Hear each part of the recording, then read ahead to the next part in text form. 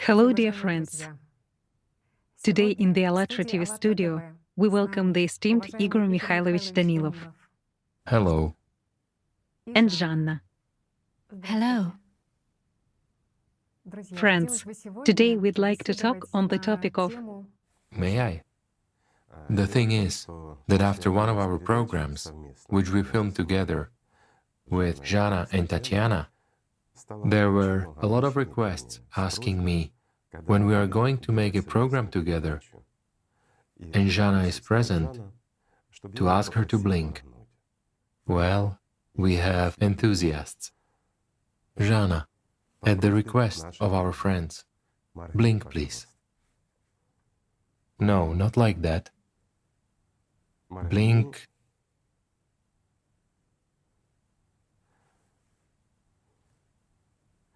Thank you. I hope you're satisfied. You did ask. Sorry, let's continue. today we'd like to talk on the topic of the value of life. This is a particularly relevant topic in view of what is happening right now to climate, in view of what has been happening to climate recently. We observe that all over the world, simultaneously in different corners, climatic events are happening. We are now talking about the fact that there is heat, abnormal heat in some places. In some places, I'm in Europe right now, and Paris, Germany, Spain. In some places, it's the opposite. Well, yes, in some places they're declaring a state of emergency.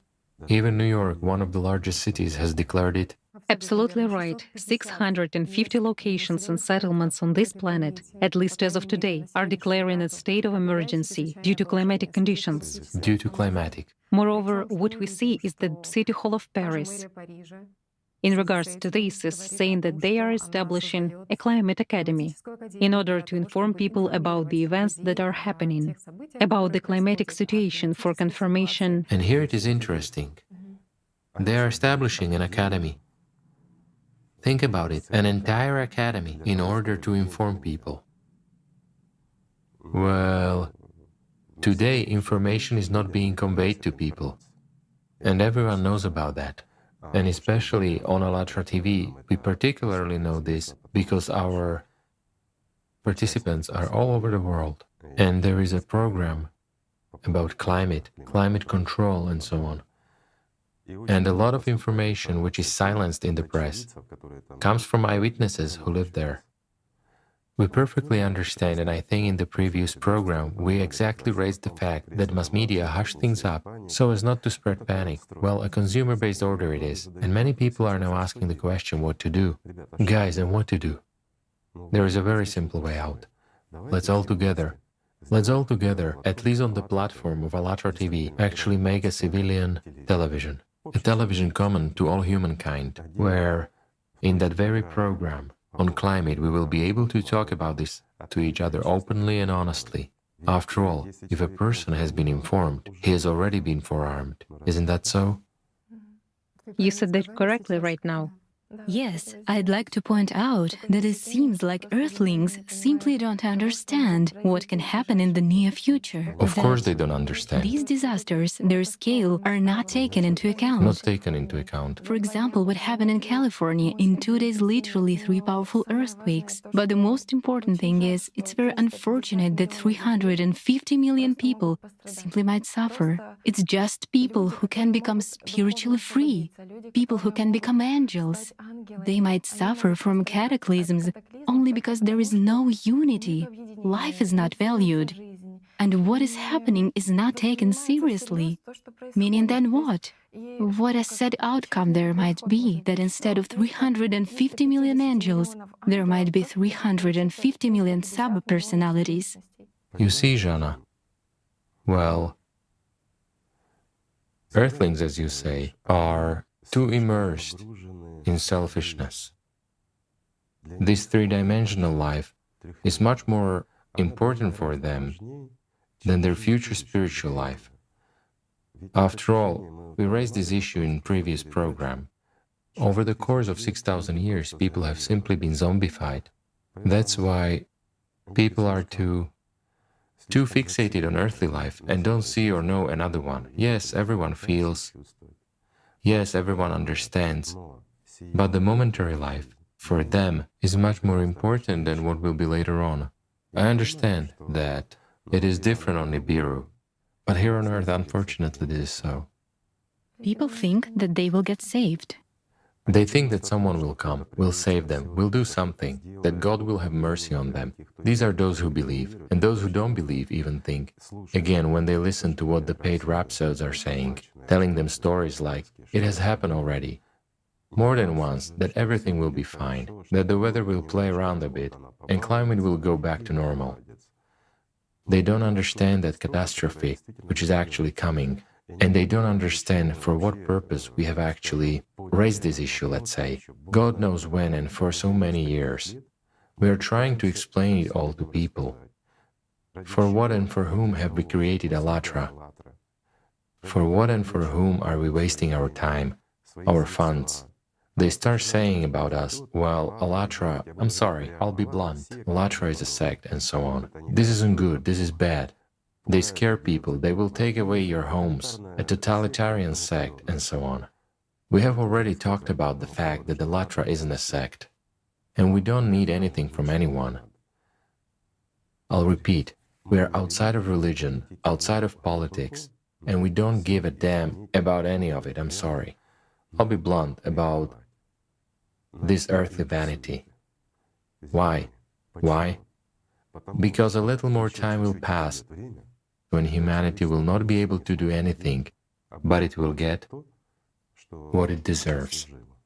And then, I'm sorry, no politics, no religion will save you. I'm not scaring you, absolutely not. It is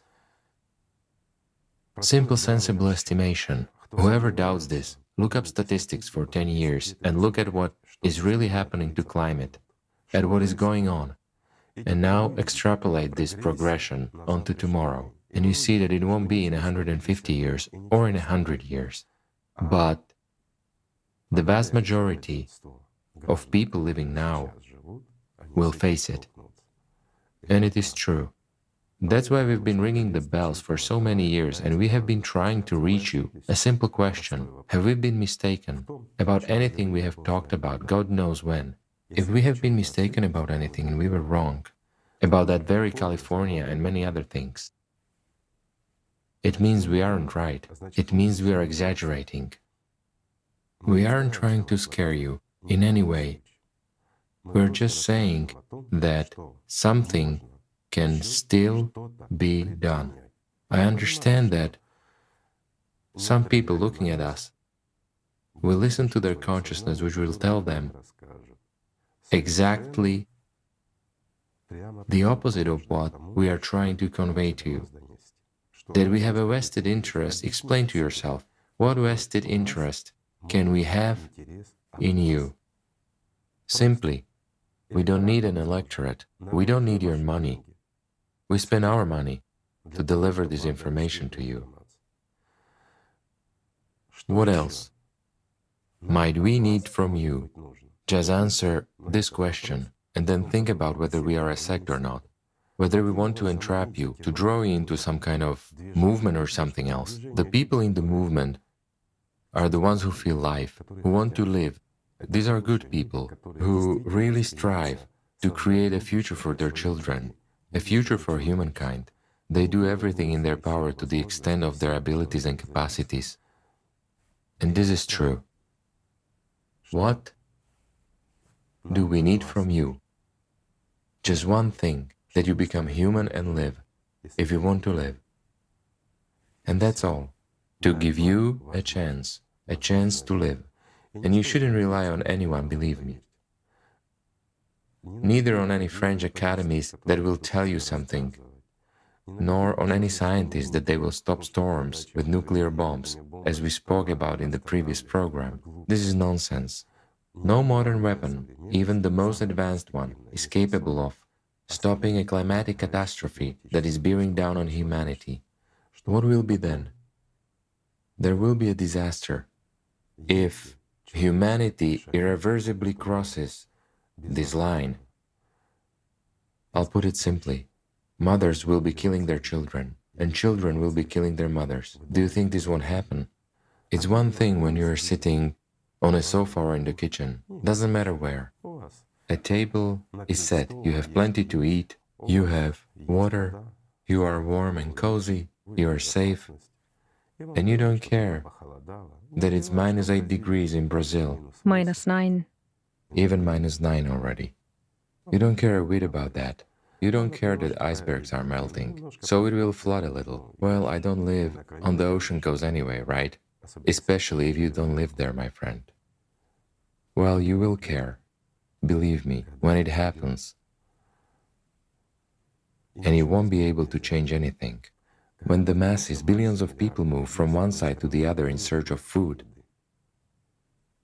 and water, then no money will help you, nothing.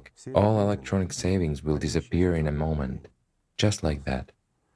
One flare on the sun, and that's it. And all the electronic money will just disappear. It will cease to exist.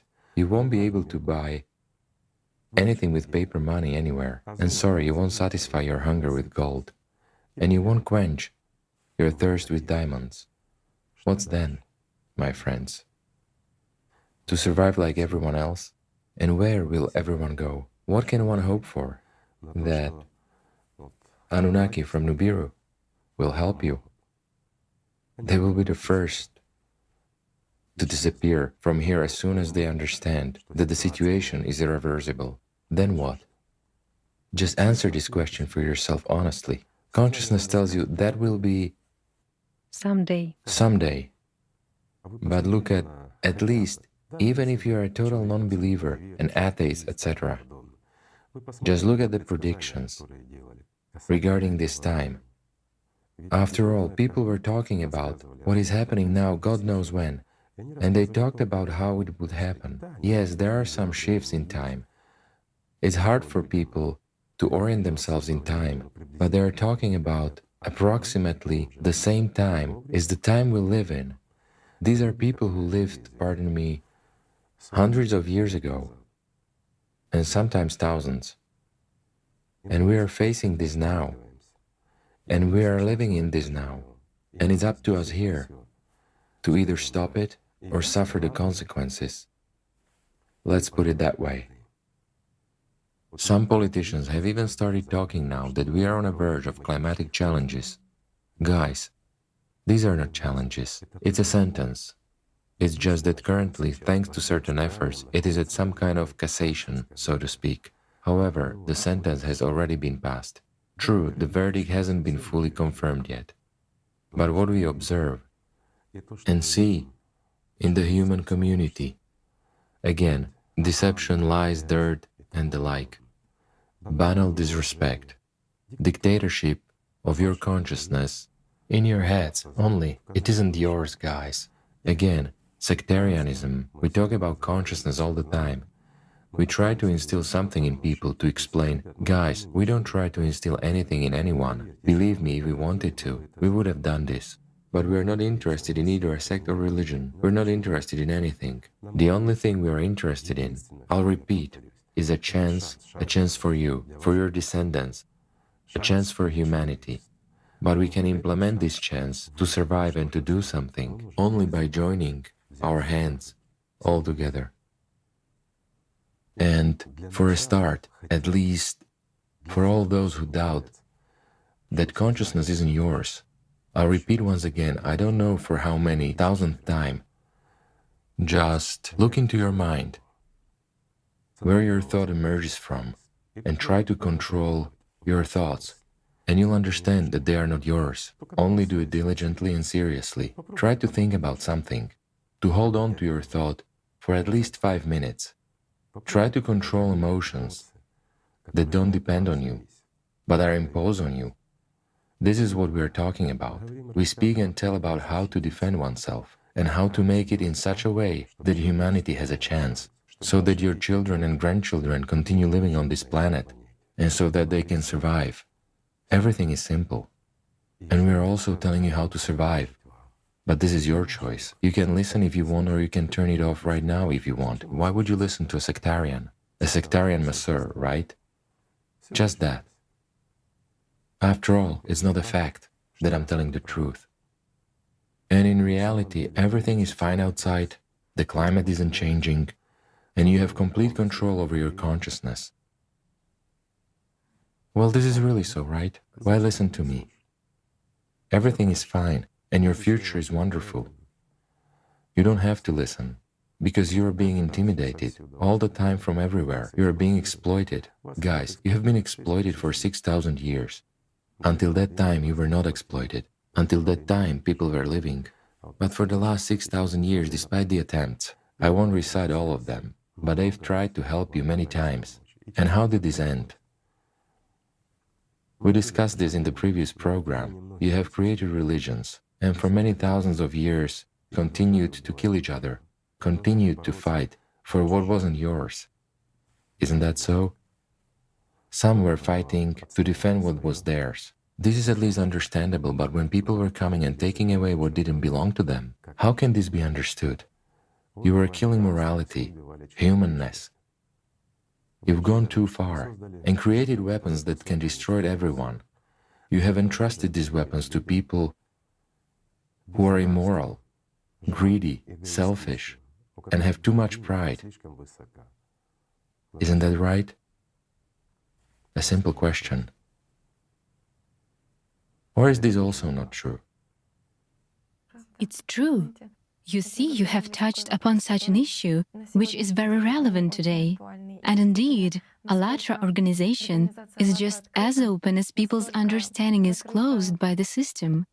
The understanding of the fact Of course. that there is actually a value of life, and that actually in what a trap from consciousness, from the system, humanity itself is. That is, only a few people stop and think that an opinion, my opinion, personal opinion, private opinion, is formulated or formed hardly by a person himself. Of course not. And not even by his life circumstances. Guys, if you think that someone is exploiting you or you're exploiting someone, then you're wrong. In actual fact, consciousness exploits both the ones who exploit and the ones who are exploited.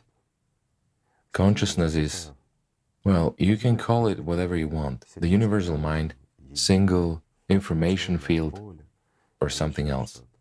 Yes, it helps partly, and nothing is impossible without it in this three-dimensionality, but it doesn't belong to you.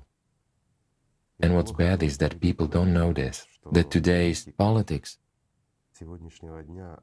I don't take politics as a political structure. By politics, I've meant something that is among people. So it is formed in such a way that everything moral, everything human is denied. They start introducing everything paradoxical which breaks consciousness for supposedly struggle for some freedom, something else. People are busy with everything in the world, but they are not really busy, which is of paramount importance today. They even try to improve ecology somehow, to fight against ecology being destroyed. They try, I emphasize. Nobody does it seriously, in fact. Yes, today the only thing that the consumer society could have done, could have created, is the society which lives by these principles. Buy and throw away again. Wealth. Yes, the only thing. Wealth that gives power to a few people. And people think that by becoming richer, he will be cooler, that if he buys something unnecessary to show off. In order to throw it all away afterwards, to make someone jealous. Yes, to throw it all away, to just make someone to show off. Absolutely right. We talked about it in the last program. We actually discussed consumer society issues with Tatiana. I don't want to go back to that. Those people who are watching us, they understand us already. But those who haven't even seen this program, do stop lying to yourself and look at what you want, what your consciousness dictates to you, and look at your neighbors, at people around you, and you will understand everything. How inhuman we are indeed. And why, after all, were the prophets right, that humanity is coming to a verge? But the prophets also said that humanity might have a chance, but for this, humanity must unite. Well, in the last program, we also raised the issue that people are ready to unite, but they are ready to unite on their own terms. to their own advantage, whereas instead there must be a unity with benefit for everyone, regardless of one's own personal interests. So answer the question, what is the greatest interest in your life? To make your neighbors envy you, or let the whole world know about you? So what's next? Tomorrow you'll become a subpersonality and get nothing out of it. That is, simply put, you will die. What will you get out of it? My dear friend, think what exactly is really important to you. What can be more important than life? Just a simple question. And you won't believe it, this is extremely difficult to convey to people, that there is nothing more valuable than life. It's a trivial, simple thing, which is not perceived due to the fact that your consciousness, guys, is against it, and you obey it. Being in slavery of consciousness, or in the system slavery, humankind exactly does this nonsense that is going on today. And the biggest nonsense is that the humankind is missing the opportunities for its own salvation. This goes totally against not only good sense, but also against the banal instinct of life preservation. After all, even animals save their lives. While humankind is stubbornly digging its own grave, it appears that we have some kind of a suicidal community of earthlings.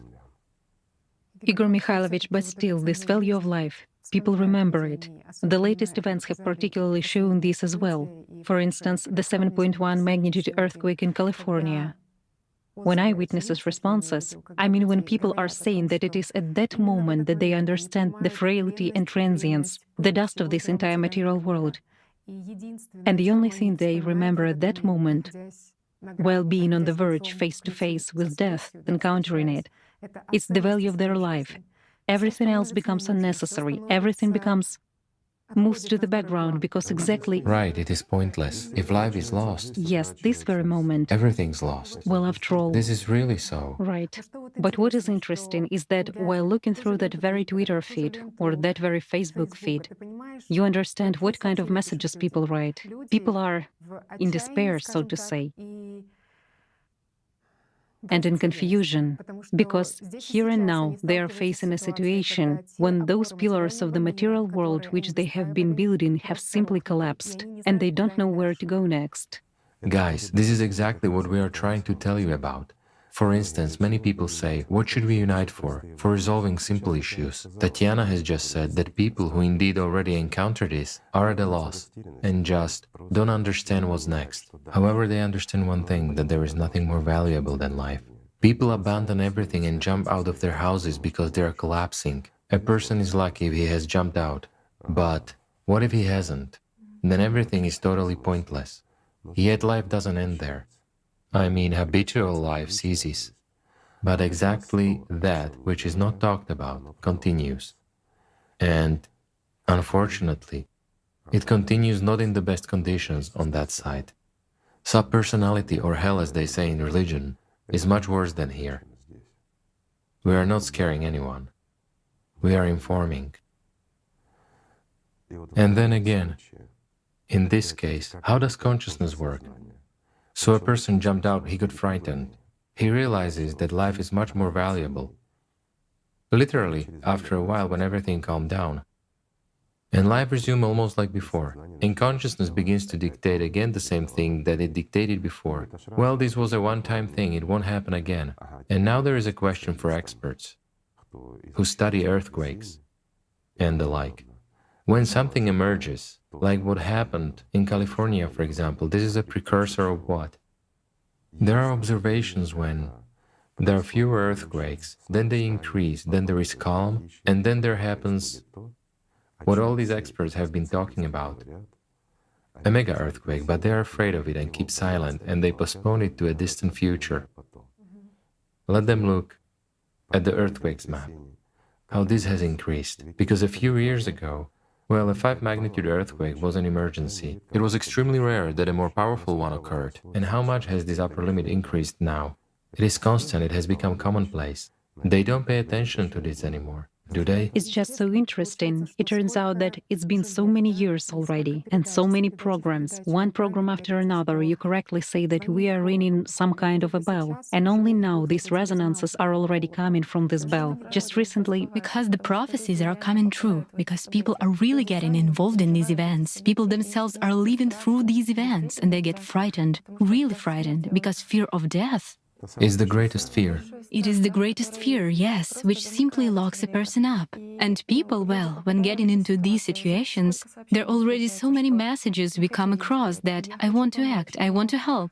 But how? What should I do? Where should I run to? Today, in order to help, people should just unite. We should indeed join hands and stop dividing people. Consciousness divides. It's consciousness that dictates to hate people of, let's say, a different color, when their skin differs, to hate some nationality, to hate someone else. For instance, some people hate reptilians. What wrong have they done to you? All are human beings. By the way, before I forget, pardon me, I'll digress, but along with the request to blink, I was also asked, are there many of you here on planet Earth? Answer, please. Yes, more than you would wish, but much fewer than you would hope for. that is basically people hope that an extraterrestrial mind, extraterrestrial civilizations will save them. Again, this search of a permanent savior. Forgive us. We've just said this in order to digress a bit from the sad topic. Because indeed, the more you begin to think about how to help, and let's say the more you strike the bell, or ring the bell, they hear. But you realize how many deaf people are there. Well, there are resonances too. As of today, already at the level of, let's say, those supranational companies, these questions are being raised regarding the fact that, This is out of despair. yes, there are really are happening. Pardon me, it's not a resonance to our ringing, but it's exactly because they are saying that this is so, because it all can no longer be erased. There's too much of this. And it already becomes clear to everyone that global warming, like they start saying, well, it will lead to flooding, climate will change, it will rain where there was no rain, there will be drought where there was no drought. Everyone understands that these are fairy tales. The world is collapsing, and these are no longer fairy tales. When everything is happening all at the same time, and it's happening not only to nature, it's happening to people as well. And many now feel that something is changing. It's really changing, and it's changing not for the better. When consciousness is aggressive, when it's difficult for a person to restrain it, emotions are overwhelming him, health is disappearing. Children notice this too. One might think that they are young and on the contrary they should be healthy, but health is disappearing. When there are many unexplainable things, physicians get worried a great deal, and this is really so. And now let's imagine. I'll just explain, migration of people is already taking place. And let's imagine that it will increase. To what extent it will cause tensions along with everything else? And given the present-day mindsets of hatred and division from consciousness, which many people support actively, fighting with this and defending that we are better while those are worse, something else, they argue about some banal rubbish. In my understanding, there is God, and that's it. And no matter what people call him, it's like the Holy Spirit. It is just there. Everyone calls him in their own way. As we've mentioned in the previous program, in ancient time it was called Alatra, the power of God, simply and clearly. So why argue? Well, you like to call him Allah? Call him so. You like to call him Jesus? Call him so. You like to call him God? Just do. While someone likes to call him in a different way. But all these are synonyms. Until we stop fighting over synonyms, until we stop dividing one another, and until we sit down and start, pardon me, looking for what unites us, and the only thing that unites us is an aspiration for life. And it unites us all, I emphasize, not just the earthlings, but all the rest as well. let's say, and we have many planets on which there is life. There are lots of them, billions of them in the universe. Only people are, let's say, so egoistic and can think, again listening to the same egoist, that there is life only on planet Earth. It emerged here accidentally and there is no life anywhere else. No, guys. There are billions of planets with life.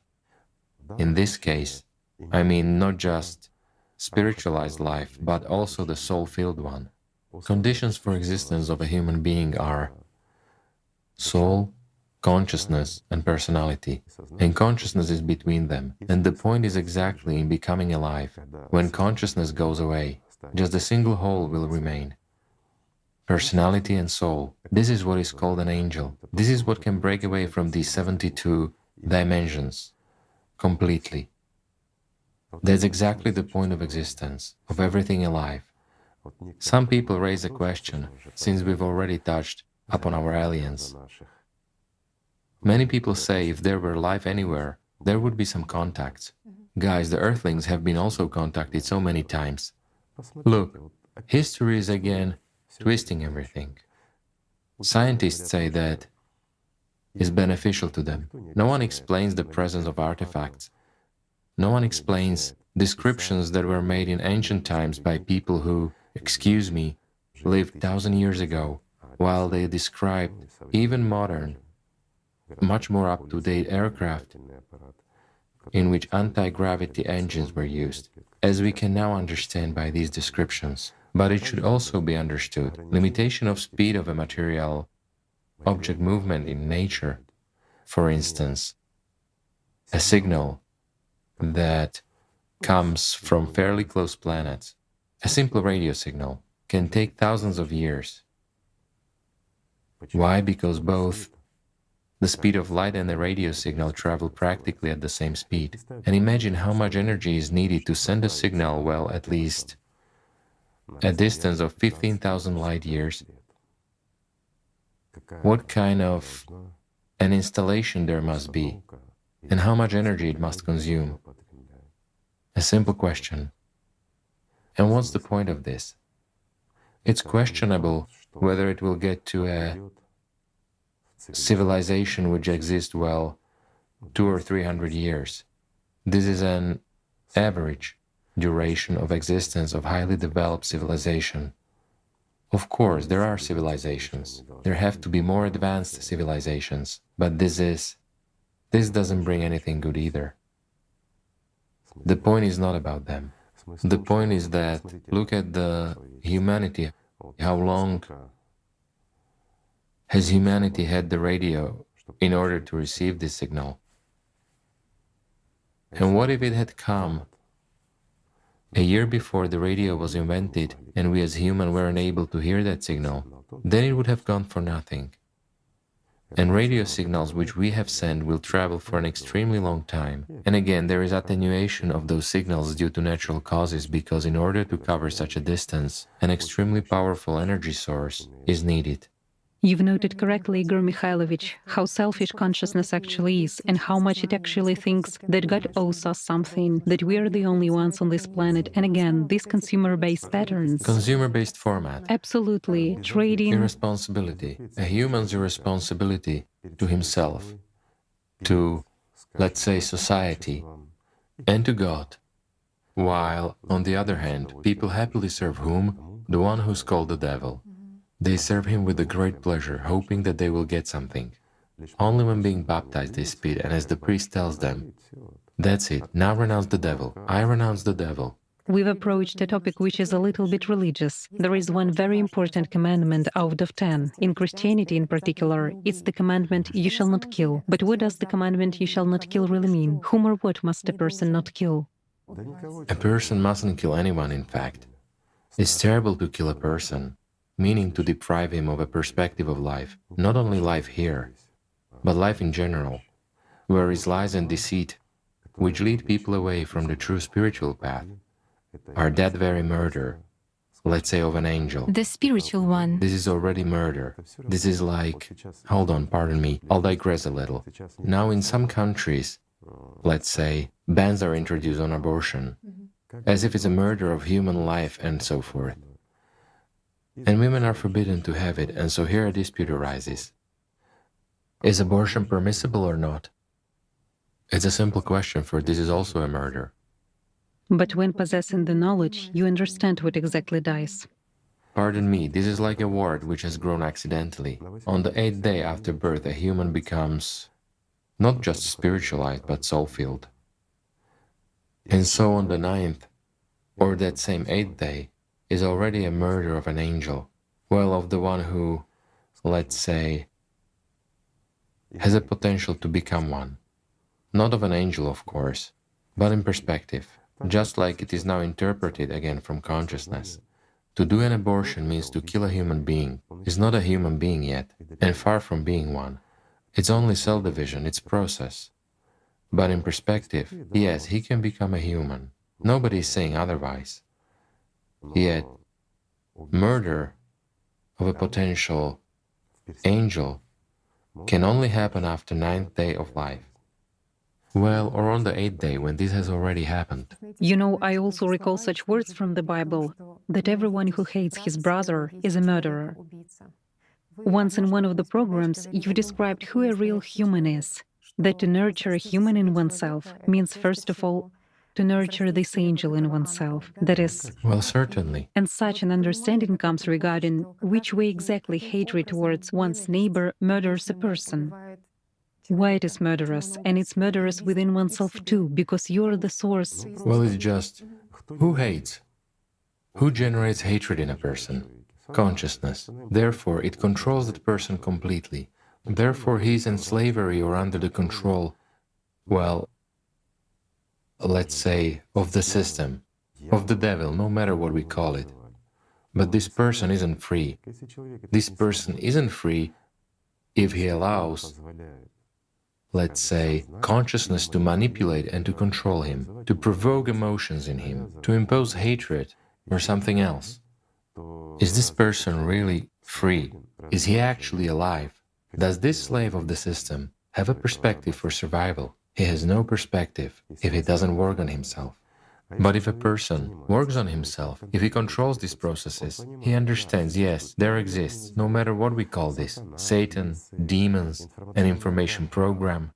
Guys, it doesn't matter what this is called, but it does exist, and it really influences your choice every second.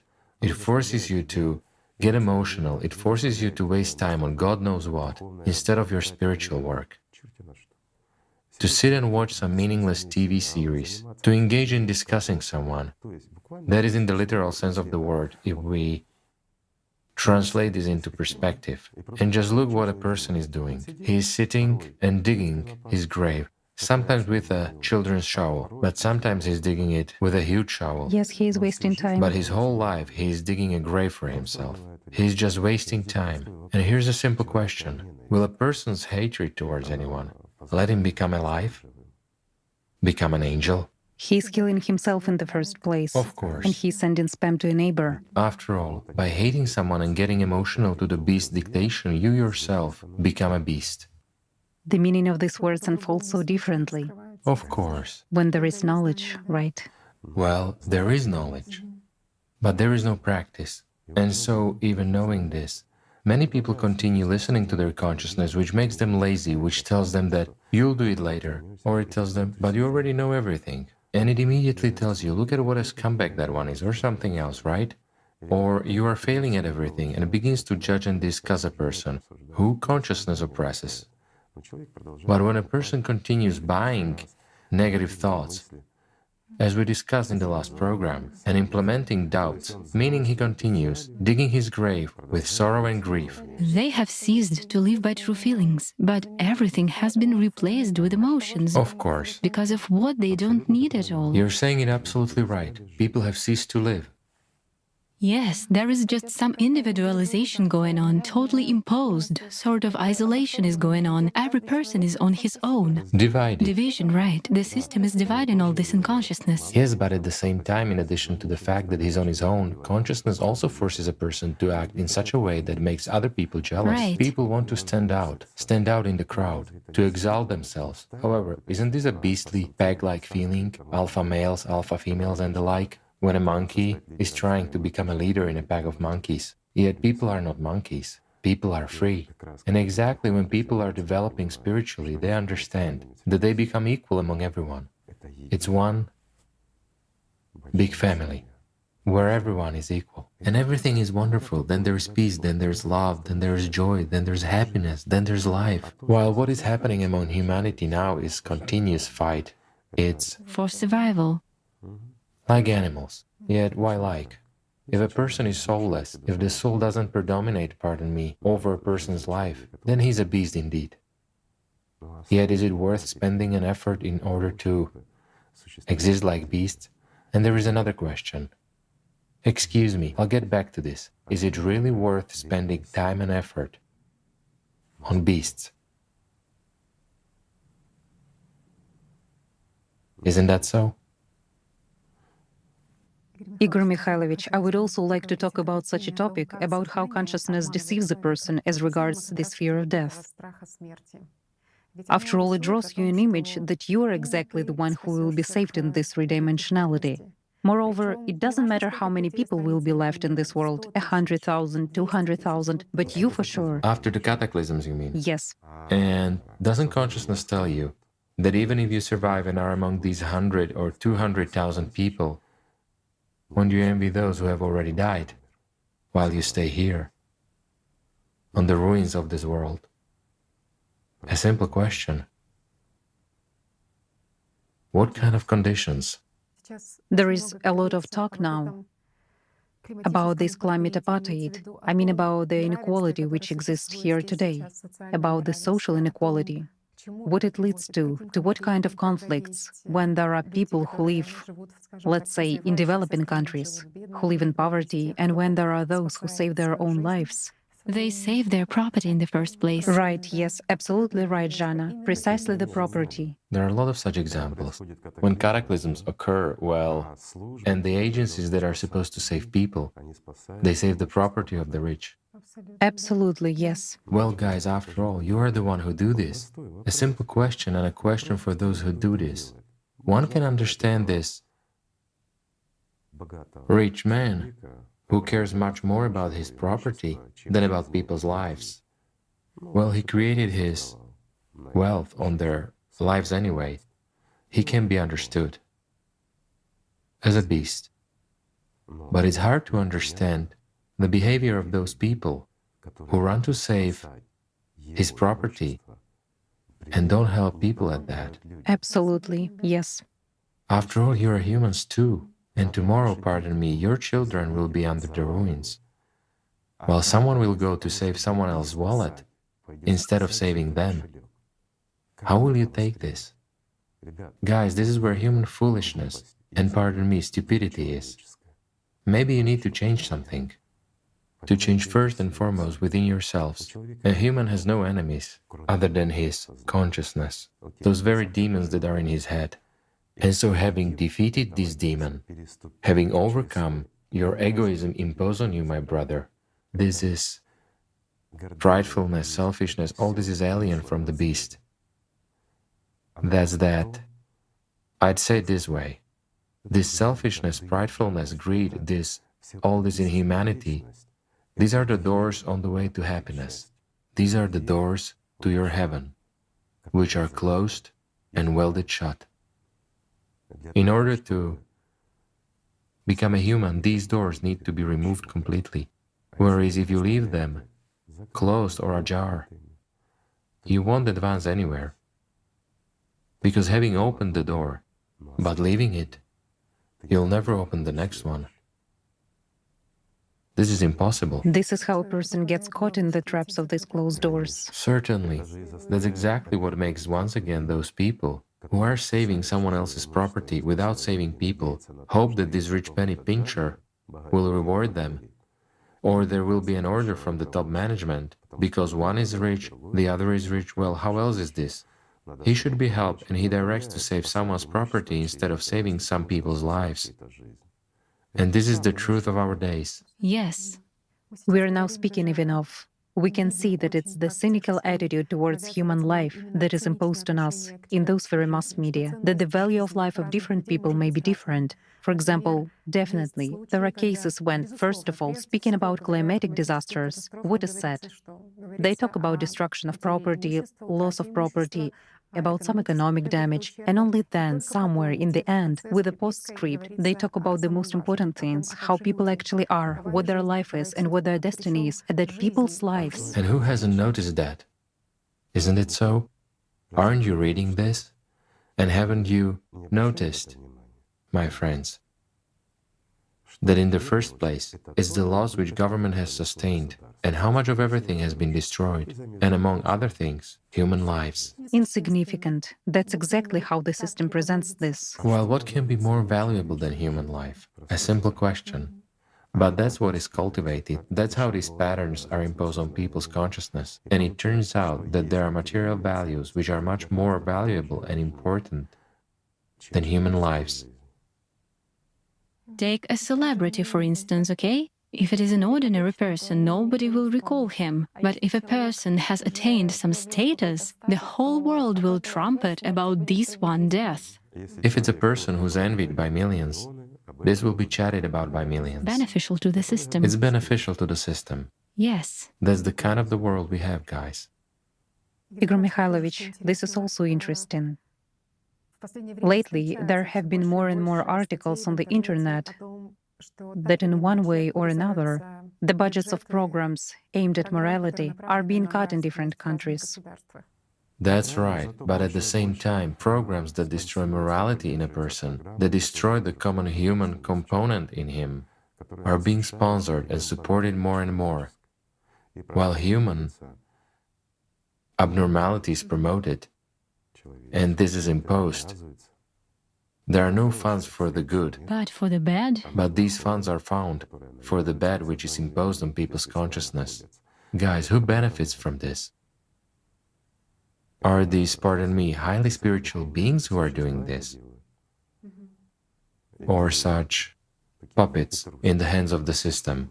You know, one may get an impression that it does look that way, because if you look at the way people's consciousness is simply being brainwashed, how the masses' opinion is being influenced, how special software is introduced. Yes, special one in order to influence public opinion so that people wouldn't be able to make any decisions for themselves, any reasonable human decisions. That is some deliberately false Public opinion. public opinion is being formed, which leads to a dead end. Well, yes. Which is exactly the issues which are inhuman are being raised so that people consume more, so that people allocate more time and attention, because a consumer society simply doesn't value a person who loses the ability to consume. He must work, he must earn money. He is of no interest. Of no interest. He's unprofitable. Leaves the matrix, he stops funding. You know what's good, and we've also noted this, that unfortunately for them, their systems stop working. All this manipulation with public opinion start failing. There is at least something good. And people begin to feel and understand more, because the agony of the system itself is starting, and this weakens it. And here, of course, the help of truly spiritual people would be desirable. Just imagine, we have so many believers in various religions. We have so many religions. And if all of these really served God, pardon me guys, I'm speaking the truth, instead of serving their interests and themselves. And if all believers treated God not as a genie who must and is obliged to fulfill their desires for them, but if these believers were really striving for home, imagine how oppressed the entire system would be now, and how meek the devil would be, and how wonderful the world would be. And indeed, it would be possible to rebuild Eden, Right. and to bring paradise back to earth. Right. And how can people bring paradise back to earth? They should begin with themselves, but do it together. They should overcome their pride and hold out their hands to their neighbor. Everyone should join hands. Well, not in the literal sense of the word. Just because you go out in the street and all join hands but remain animals, the world will not change, although it's already a step as well. A step towards understanding that something has to be done. For as long a person is sitting and doing nothing, nothing will change. Right. Your words from the previous program resonate a great deal regarding the fact that people who have already come into contact with the spiritual, who already have some knowledge and skills in spiritual practices, they still lament. How can we constantly live in feelings? And what about loving? And what about, well, so much you've... This is exactly what life is. Life is love. Right. How can it be otherwise? Life is happiness, is that wonderful? It is that fire, which is called life. Yes, sure. Because it is woven of love. It is woven of happiness. And how can it be otherwise? Well, what do these people call life? Pardon me, these oppressed states, depression. Which ensue after surges, right? And why do they ensue after surges? Why not stay in this state? Just because, again, at the beginning of their spiritual path, regardless of their religion, people come, they've listened to a sermon, for example, by a good preacher, a person who is really striving for God. They've got inspired. They feel it all. They leave inspired. A day, 2 or 3 days pass, and it's all gone. Why? Same with our friends who are engaged in spiritual development, right? A surge. They don't maintain it. Right. There is just an understanding. They spend it on wrong things. It's gradually spent. Attention gets distracted, the system gains power, and then it begins to bend the person even more and to blame him as if he's guilty. Yet how does this happen? Because... Only with his permission. Yes, because right. he himself, with his attention, holds on to material things. pays for the directives that consciousness gives him, because consciousness tells him, Yes. you're not worth anything. It tells this to everyone. But why are you buying, paying for, and listening to this? You say, well, how come? I'm doing my best after all. That is, you enter into a dialogue, and the actors on the stage continue this dialogue while you're in the auditorium, in the position of a listener, who pays for all this bacchanalia of theirs towards you. Self-justification instead of self-knowledge. Yes, and who is the fool here? Consciousness or personality? Personality, of course. Whereas this surge is only a start, so that in the future... Well, it's a start which mustn't be abandoned. What should a person do in order not to lose this? Not to buy stupid things, not to pay for the directives of consciousness, but to hold on precisely to this, to invest the power of attention where? In love and in this feeling, to keep this fire just like... Well, let's imagine that there is a surge which people get after performing the Hajj, or after listening to a good sermon by a good priest. They've got inspired, or they have attained this themselves, right? They have come into contact with this. They feel this God's love within themselves. They feel life within themselves. And now let's imagine this life as a furnace, and your attention as firewood. And this firewood can be thrown into the river and it will get dumb, float away and clog up the river somewhere. Or you can stoke this very furnace and enjoy this warmth in winter, when it's cold around, when there is permafrost while you're warm and you feel good and nice. Here I recall that at all times people have been taught exactly to keep this very fire. The inner fire, the hearth of love. Of course, the inner hearth. And that's why a woman was called the keeper of the hearth, because she certainly has a lot of, so to say, responsibility. But with the time, of course. And tasks and everything else. She's precisely the keeper of the hearth. Well, we had a program about this, so we won't get back to that. We are talking about the same thing almost all the time. We're saying that, guys, live, guys, stop doing stupid things. We are knocking in order to make someone... Do you know what it reminds me of? It's like a child running about, fooling around, and the parents are like, you need to eat. They're running after him, please eat it, please eat. A caring parent. So you live, so you don't get ill, so you live on and develop. Yes, but on the other hand, if not us, then who? If the system, on the other hand, is so active, who if not us, people ourselves? Only people, solely people. Yes. No one will come and do it. As if there are no enough examples, you know? Everyone says that. Yes, they will come, but they won't do it instead of you. Yes, the rescue of a drowning man is the drowning man's own job. And one shouldn't rely on aliens, on some help or anything else. Yes, they might help, but not more. But to do, but no more. And do you know what their help consists in? It's just like mine, to sit, chat and give some advice. Whereas it's you who will have to work, my brother, yourself, if you want to live. If not, it's your decision. And by the way, it is highly respected and accepted by all. A human has the absolute right to live or to die. Well, isn't that fair? It is. Igor Mikhailovich, in the previous program, and now you've said that everyone needs to join hands all together, but it means in the spiritual sense. You said that society as... I wouldn't say in the spiritual, you see. Consciousness of many people won't understand. And exactly because of this, some fighters against sectarians accuse us. It's imperceptible for consciousness. Certainly. Well, spiritual positions, it's all good. Spiritual positions are for the alive ones. Whereas now not just the alive, even the dead ones need to survive somehow. I would say on human, highly moral qualities. This is an alternative. We have to unite exactly on this, on the basis of stopping to exploit each other shamelessly. Well, some will say, how is this possible not to exploit? What if someone works for me? Well, you should pay them decently, and everything will be fair. Isn't that right? Meaning, people should really stop lying and stop serving at least, well, okay, not everyone can stop serving Satan. I understand that. There are plenty of atheists, suicides, and the like. Well, I mean suicides in the spiritual sense. Those who have lost their purpose. Yes, but they do want to be worthy of something. They are also humans, and they can also contribute to the salvation of this world. Isn't that so? It is so. And what is needed for this? There should be a unification, at least on the idea of becoming more human, becoming better, to stop killing each other, stop quarreling with one another, and restore precisely those values against which they are now fighting little by little, right? That is morality and everything human which distinguishes a human from a beast, at least based on these foundations. This is already a victory. In fact, this has been implanted into our consciousness, let's say, since early childhood, since school. This Maslow's hierarchy of needs, known to everyone, that where the foundation is the basic needs, material values, which supposedly guarantee us this safety, right?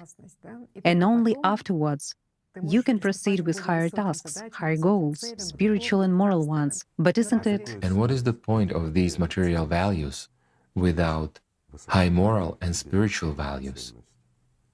Then what makes you better than a monkey? Can material values guarantee safety to a person? And how do material values guarantee this safety? Well, guys, here's a simple example. Gather all your material values and try to put them up against at least that which in the very near future will happen on this planet. Try to resist. Yes, it is local on the scale of the whole humankind. It is insignificant, but it's extremely significant for that country. Well, gather them, try. And we will see. There is a question. We mentioned in the last program that not far from here we already have a tornado wandering around Ukraine, in particular around Zhytomyr. Tell me, how many dollars should this tornado be paid so that it doesn't come to your house? Let it destroy the neighbor's house, but bypass your house. How much will it cost you? You know, this absurdity of consciousness, which in the heads... And the absurdity of the question, right? No, the question isn't absurd. Consciousness is absurd. How much it believes that material values can somehow save it, How? that some person can save. But I'll put it this way. We're talking about, for many years already, people are not being told about this, but still, they're building bunkers for themselves, where, according to their estimation, what they are, the rulers of the world, right? According to their estimations, this Judgment Day won't get them. Well, how is it that it won't get them? It will. All these bunkers are useless. But they've been doing this for so many years already, yet not telling people anything. Well, because their personalities also feel that they need to do something, to somehow save themselves. But consciousness doesn't understand what exactly to do, except to build some kind of facilities for survival. And why tell people about this, if we cannot help them anyway? And it is senseless to set hopes upon these ones. Anyway, they won't take all of humanity to their little planet, right? It's surprising. And also, they're extremely selective. It's surprising to hear that recently various heads of countries have been saying that they are controlling the climate situation, that it is under control. We have got defenders of the world who hand out awards to each other at the highest level. What for? Because they are the defenders of the world? Against what? Against the Judgment Day? But human consciousness, Or do they provide a guarantee, yes? Meaning he is, let's say, the president of some country, and he guarantees that everything will be fine? that the situation is under control, he is the guarantor of the safety. Under control. But I don't understand what is meant by this control. I understand when it's under control. This is when he controls climate, right? Well, then it's clear. Yet, in my opinion, such statements are a trivial manipulation so that people would trust in their guarantor and think that he will protect them. But under whose control is this whole situation indeed? How? How can a person, the same as you are, protect you from anything? A simple question. By what means? And tomorrow you will end up equal without anything. Well, I'll tell you this, that for these guarantors it will be worse, because people will be embittered. After all, you guaranteed it, but you haven't done it. The system is looking for a guilty party. They will be held accountable. Well, of course, it's always looking for a guilty party. Everyone is guilty, except the person himself who did nothing, who even while listening to us is sitting on the couch and thinking, go on, tell your stories. Consciousness tells him so, and the alive ones differ from the dead in the fact that the alive stop the raving of this consciousness. They get up and act, while the dead continue to listen and philosophize. It's interesting to see how the system speaks directly through mass media, and it offers people two scenarios. After all, what is going on? Some climate event takes place, and what the press says is, guys, keep calm, it's not the time to panic yet, and It's too early. it's too early, yes, there is no need to panic yet, and this understanding that there are two scenarios of the system which it can offer people. It's there is no need to panic yet, and it's time to start panicking. This reminds me of a joke. I'll tell it in a civilized manner, if I may. Anyway, a cowboy, America, dawn, those old times. The Indians are chasing him. He says, that's it. The inner voice, precisely consciousness, says, no, that's not it yet. It says, drop everything unnecessary. Spur on your horse and ride. Well, he throws off everything unnecessary, spurs on his horse and rides. They catch up again, he says, well, now that's it. The inner voice says, no, it's not. It says, drop your weapon, drop your saddle, spur on your horse and ride like that. Well, he has dropped everything. The horse has felt lighter. He keeps riding. The horse is tired. It falls down. They're catching up with him. He says, well, that's it now for sure. The inner voice, no, not yet, run. Well, he runs, but they quickly catch up with him and surround him. He says, is that it now? The inner voice, of course not. Walk up and spit in the chief's face. He walks up and spits in the chief's face, and the inner voice says, well, now that's it. That's what that's it, that's not it, Yes. is all about, isn't it?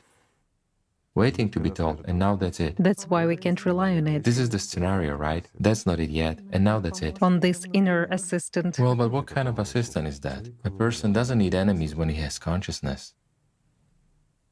Let's say uncontrollable consciousness. Igor Mikhailovich, it would also be nice to talk more about building a creative and constructive society.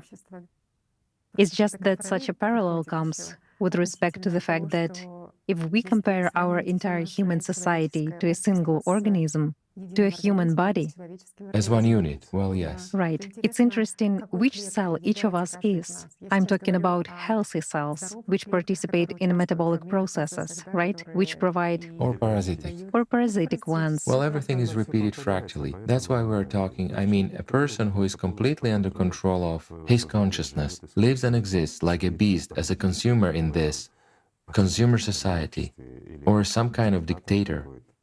Well, just a cog in the system. Well, he's indeed that very cancerous tumor.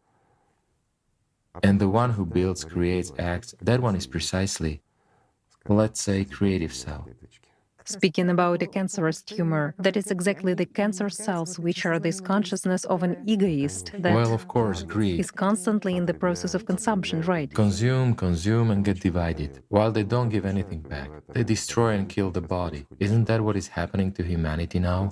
Are we any different from a cancerous tumor We've multiplied all over, we've eaten our planet, we've destroyed it in a literal sense of the word. We've reached a dead end. We cannot achieve reconciliation among ourselves. It turns out that our politicians cannot come to an agreement. They cannot resolve. Someone has some kind of resentment against someone else. Someone has anger. And who divides? Consciousness divides. And someone's business interests. Nothing more than that. While all of us like a flock. You know, it's like a parallel with the workplace, when people get divided into 4 categories.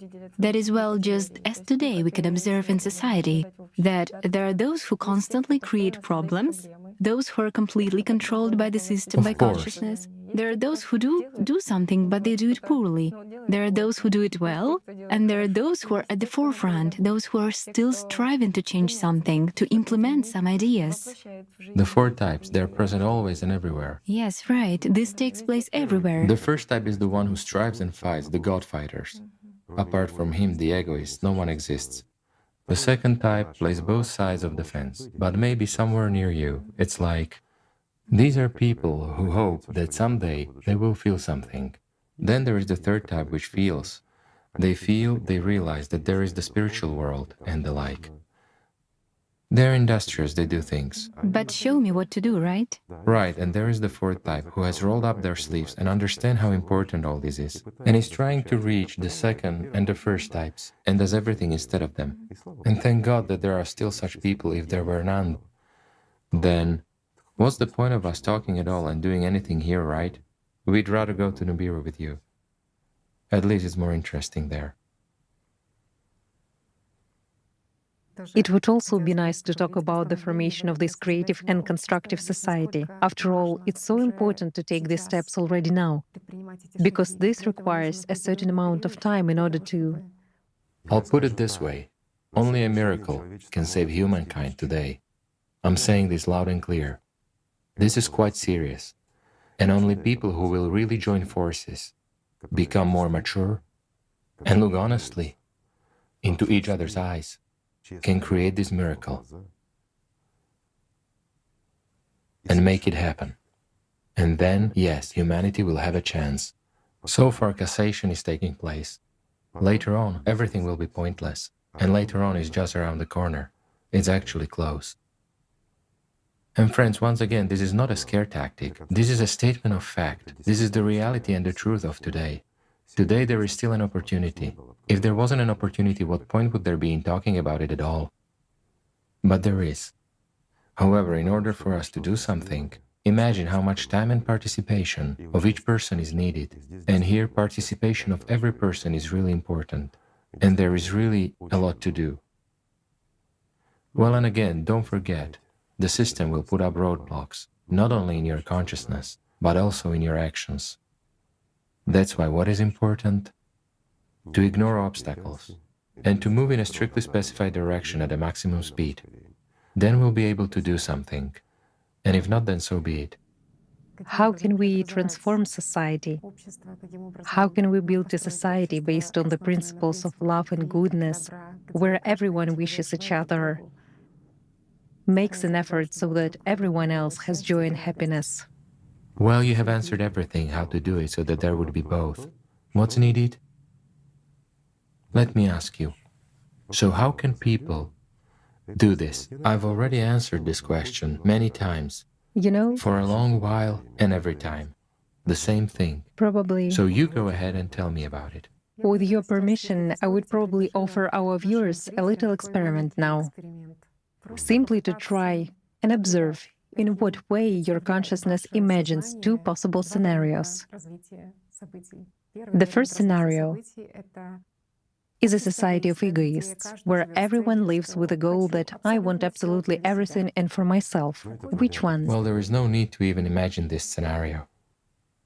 Look critically at yourselves, your friends and relatives. And the second one? And the second version of events is, let's say, such an altruistic scenario. First, we are looking sensibly at today and at ourselves. Absolutely. Honestly, right? And we see the reason. Right. See what has caused this. Only honestly, we see the reason, right, and the society, and understand what we are going towards in each specific case. If Let's say, God willing, we survive to the moment when climate will destroy us if we don't kill ourselves before. That's the point, and God allows us to live at least to that time because we might eat each other before that. And we will also imagine the second scenario. It is such an altruistic scenario when every person is in sincere love for each other Since it's an altruistic one, right, it means in love for each other. and takes care of another person in care. That is not of oneself, as in the first scenario, but of another person. You take care of another person, others take care of you. Right. And people live with honor and conscience. When we go out in the street, we meet friends, and we don't see enemies. When we remove, each of us removes the enemy from our consciousness. And when we try to make this consumer-based, terrible, destroyed world, the world with cut-down trees, with contaminated oceans, we try to turn it again into the world which God gave us, right? That is Eden, the garden. Yes. Let's imagine, guys. Just look how smart women are. When I asked her, what can you say? Advise people. Look how she handled it. She has put everything back on you. You know what's the point? It's simple. Just look at this world, where you are in fact now, and what your prospects are. And then imagine a world which you, my friend, can build. And at the same time, she hasn't done anything herself. She just made a suggestion to you, and you decide for yourselves which world is better for you. It's a good way out. And it seems to me that That's why they are women. And that's why they keep the hearth. it's just that obvious that this is a world of safety, when people trust each other, when they are in love and joy. I don't even argue, of course, that's wonderful. And hence, building a safe world, safe humanity, we can say, is based on these principles. Well, certainly. And it is joyful that people have come to this understanding themselves. Yes, because inside every person. That's why, man, when for 6,000 years women were ruling the world, there was order and peace in the world. And there was what she has now asked you to imagine, an altruistic world. But when we men started to rule the world 6,000 years ago, for all these 6,000 years, wars, strife, and selfishness have been going on. And no matter how you look at it, this is also true. When patriarchate replaced matriarchy, peace ceased to exist, and free people ceased to exist. Only an illusion of freedom arose. But in fact, there has been total slavery and exploitation, and all the time destruction of gardens of Eden has been going on, right? And we have what we have today. We are approaching the final point. The only question in this novel, The Life of a Human, is what it will be like in the epilogue. Igor Mikhailovich, right now you have also touched upon this topic and the consumer-based format which has existed for 6,000 years. In the last program, we talked about massive wars that had claimed thousands of lives, about the fate of millions of people. Millions. Millions and billions of lives were taken away. But clearly, if this format is in the system, then it is fractally repeated in our heads as well. And I would like to... For sure. Don't people fight in their heads? Why? Because they support precisely, like you've suggested, the first scenario.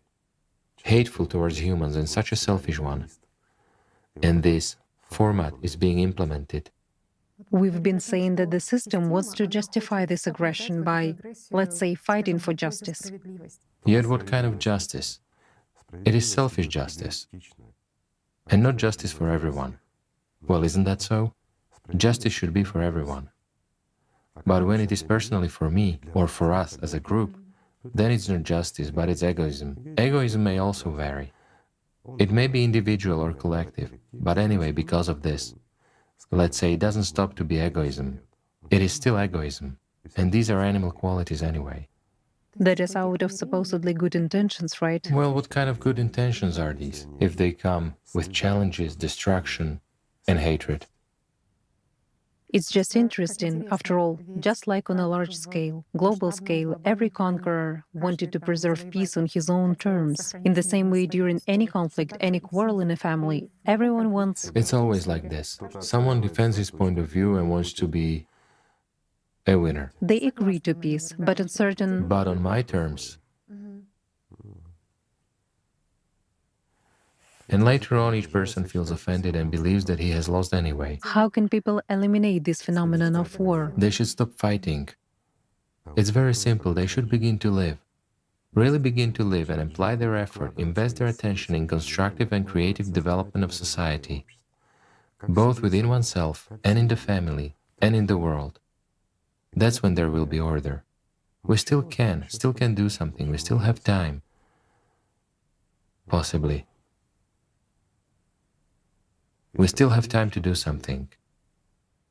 One should just use those tools which you give today, that knowledge which you reveal. These tools have always been here. They were brought many times. They were lost many times. Which religion doesn't have the true grains? They are in all religions. Certainly. Many things were substituted. The beast dictatorship in head simply forces a person to distort even the truth. The trouble is that people forget that they are people. And this imposed thought, desire or aspiration forces people to buy what's unnecessary. Again, to present themselves in some light before other people just to provoke envy or draw attention to themselves. Doesn't matter. The main point is to draw attention, meaning to make people pay attention to you. Attraction of attention to one's persona becomes nearly the meaning of people's existence. And here, all methods are good, from an illness to terrible depression, when a person attracts attention to himself this way. And to pardon me, making selfies standing on one hand on the top of some crane. Madness, you see? By the way, Igor Mikhailovich, why doesn't this instinct of self-preservation get activated in people? That is, we see crisis situations, yes? A thirst for glory, simply to make people pay attention to him. He wants to be admired. Meaning desires. But who is he? A simple question. Is it actually the person who does this? No. It's consciousness that pushes him. Well, consciousness always pushes people to suicide. Just like it pushes an individual in the same way it pushes society as a whole, which is actually used by some, so to say, comrades, who are not our comrades at all. That is, this desire for glory, consciousness is even ready to drive a body to physical destruction. For sure. And doesn't this happen? Look what people do. Jumping under a train with a 50-50 probability, because of what? So that someone makes a beautiful video in order to collect a lot of views on YouTube, even if it's posthumous, but I will be admired. Who will admire him? The same brainless monkey that is unworthy of the name of a human. Well, isn't that so? And for the sake of what? For the sake of momentary glory. Glory among whom? After all, it's interesting that even in the moments when you say that it's necessary to prepare for the global climate changes in advance, consciousness of some people says that, well, why should we prepare? Time will come, circumstances will come. It says this to everyone, not to some people. We will set hopes on the instinct of survival. But to the overwhelming majority. Consciousness says exactly the following: no need to do anything, no need to scare us, and all that, and so on. Everything is fine. It has rained, so what? Well, there was a slight shaking somewhere. There have always been earthquakes, and there have always been volcanoes. Everything has always been there. Why scare us? What is this instinct of survival? Should a person rely on it? Again, it all depends on what people will choose in their head, what they will prefer. It's like you have told us. Let's imagine there are two scenarios, right? One is when we live in the society we live in now, and the other is when we are an altruistic society. Here they are, the two scenarios. If we imagine the society in which we live and don't change anything, then we won't suffer much longer. Yet, if we choose the second scenario, the altruistic one, it means peace, happiness for our descendants, for our great-grandchildren. This is what we are struggling for. We're making an effort. We don't sleep exactly for the sake of this. And it makes sense. This is what gives us, let's say, a stimulus to spend our energy, time and attention while we quite successfully could have spent them on something else. But we are spending them on this, in order to give people what? A chance, to give people an understanding. Isn't that so? This also makes sense. And deepest gratitude to you for that. One should fight, as it is said, for an ill person to the last moment, for as long as he has a chance to survive. Well, when there is no chance, it's already all the more so if it's his choice. Then, pardon me, medical science is helpless if a patient wants to live. Or in the opposite case, medical science is helpless as well. Yes, that's why everyone should understand their own unaddressed points. And it's just like doctors make a diagnosis, you know? If a person doesn't know what to do, if he doesn't know what to cure, then it will be difficult for him to cure. To cure the disease, certainly. He will remain ill just as he has been, but if a person understands, if he looks soberly, just like Tanya has suggested, And that's what the doctor says, then... he will definitely recover. Of course. And if at the same time he wants to live, in this case the disease also retreats because it's powerless. There is also such a point regarding how important the study of the system, the study of the work of consciousness is for people who follow the spiritual path. This is a top priority. That is, it's impossible for a person to believe. They say, I believe in God, I believe in this. Sometimes it's consciousness saying that. In order for a person to really believe, well, not to believe, but to know, knowledge and belief are different things. We've already talked a lot about this. As a matter of fact, in more than one program. But the point is that in order to gain knowledge, one has to work. You need to study your consciousness. You need to study how it works. You need to understand what or who you are at this stage, what you want, and to invest your attention correctly and in the right direction, to value it, and to value time, because every moment that is gone and you have existed in vain cannot be reversed. Nothing has such a value as time and attention, because this is what we lose, and lose forever.